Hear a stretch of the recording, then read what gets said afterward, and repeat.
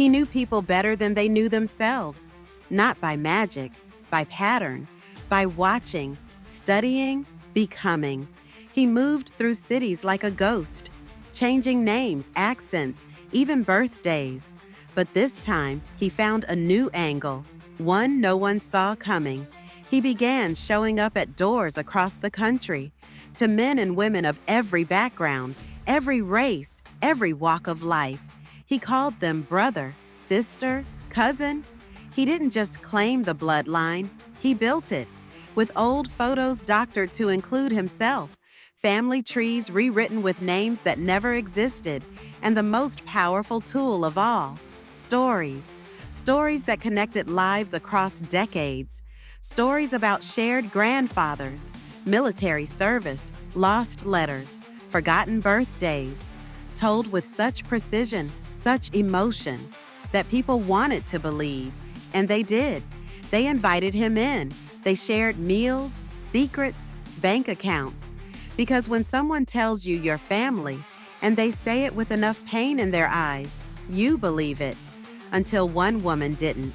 She saw past the photos, found the flaws in the dates, traced a name he said was dead to a man very much alive. She didn't confront him. She played along. She let him spin his web. And when it was complete, she handed it to the FBI.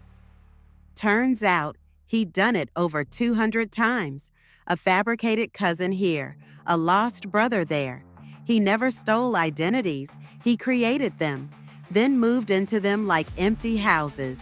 Now he sits in a cell, still smiling, still telling stories, still calling the guards cousin, because for a man like him, blood doesn't run thicker than water. It runs thicker than truth. It always started the same way. A coffee shop, a bookstore, a park bench. He'd sit quietly, watching, listening. He wasn't looking for victims. He was looking for patterns, which hand they wrote with, what sports team was stitched on their cap, how they talked about their father or didn't. He'd map every detail in his mind like a chessboard, where they worked, who they visited, what name they answered to. Then came the soft entry, a shared story, a familiar face, a forgotten connection no one remembered making. He was always patient. He'd plant a memory and wait for it to grow. He'd study a neighborhood for weeks. He'd memorize local street names, school mascots, old headlines. So when he finally showed up at someone's door, he wasn't a stranger.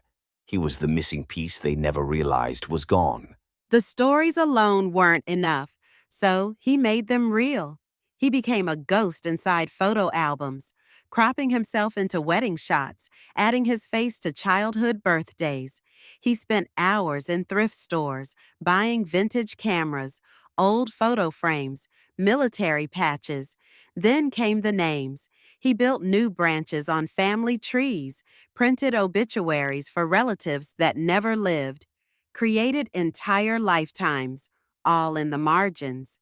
He knew what people wanted to believe, that someone out there remembered them, that some part of their past was worth holding on to. So he gave it to them, a photo of their father and his uncle in uniform, a letter written in fading ink, addressed to a cousin who never existed. Everything aged just right, everything heartbreakingly real. By the time they asked questions, they were already answering them for him. By the time he knocked, the groundwork was already laid. They'd seen the photos, heard the name, found the tree online with their branch waiting. So when he smiled and said, "You probably don't remember me," it didn't feel like a stranger. It felt like history. He'd never pushed too fast, just enough details to open the door. A shared grandfather, a war story, a recipe passed down by letter. He always arrived with something personal, a memory they couldn't quite place, but wanted to, and they welcomed him in. He didn't take from them, not yet. He listened, asked questions, found new stories to tell next time. That was the magic. He didn't insert himself into their lives. He let them invite him in. It was never about the proof. It was about the feeling. People didn't check the facts, they checked their hearts. He spoke like someone who missed the same people they missed. He laughed at memories he shouldn't have known, but somehow did. And when he cried, it wasn't fake, because in that moment, they believed it. So he did too. A forgotten birthday, a half-told war story, a childhood nickname spoken with just enough hesitation to sound real. They filled in the blanks for him, not because he was convincing, but because they wanted the connection to be real. Everyone wants to belong. Everyone wants to be remembered. And when someone walks through your door with a story that ties your life to theirs, it's easier to believe than admit you're being fooled. It didn't stop with one house. Once the door opened, others followed. They introduced him to cousins, neighbors, old friends, and he adapted. New accents, new timelines, slight tweaks to the same story. He connected people who'd never met, built entire family circles out of coincidence and trust. He'd leave behind scrapbooks, old letters, gifts from relatives in other cities. And soon they started reaching out to him. Handwritten notes, holiday invites, photos with messages like, "So glad we finally found you." He'd created a family tree so vast it had its own gravity.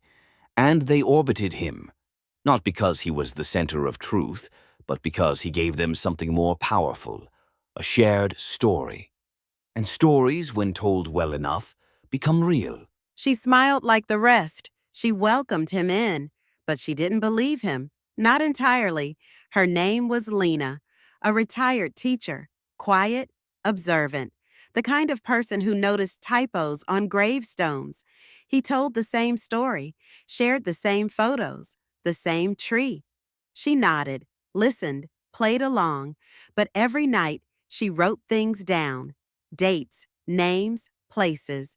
She compared timelines, checked records, traced birth certificates. She found holes, not just one, but dozens, in the photos, the paperwork, the way he dodged details just enough. She didn't confront him. She fed him more questions, let him dig deeper, let him feel safe, and when the map was complete, she drew a line straight to the truth. "I think you'll want to see this. You must be looking for my uncle. Now he sits in a cell, and still he smiles. The guards call him by his real name. He calls them cousin, nephew, brother. He tells stories at lunch, makes jokes in the yard, writes letters to people who never existed. He says they're family, says he'll see them again. Some think he's delusional. Others think he's still playing the game. But the truth? He believes it, because for him the lie was never just a trick. It was comfort. It was survival. He didn't steal names to escape the world. He created them, to belong in it. And maybe that's the saddest part. Not that he fooled so many, but that in the end, he fooled himself too.